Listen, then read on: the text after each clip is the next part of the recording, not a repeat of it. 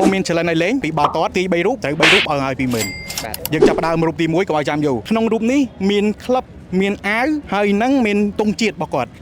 ជាទង់ជាតិហ្នឹងមានន័យថាយើងបញ្ជាក់ពីសញ្ជាតិរបស់គាត់អញ្ចឹងនៅក្នុងចំណោមនេះគឺមានចម្លើយមួយក្នុងកីឡាករហ្នឹងគឺមានចម្លើយមួយគិតថាកីឡាករមួយណា Christmas សុំចម្លើយសម្រាប់ Christmas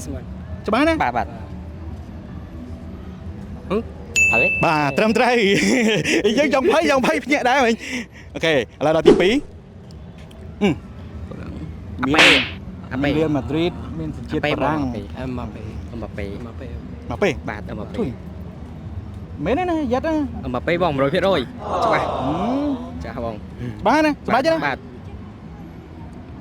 អូខេទំត្រូវ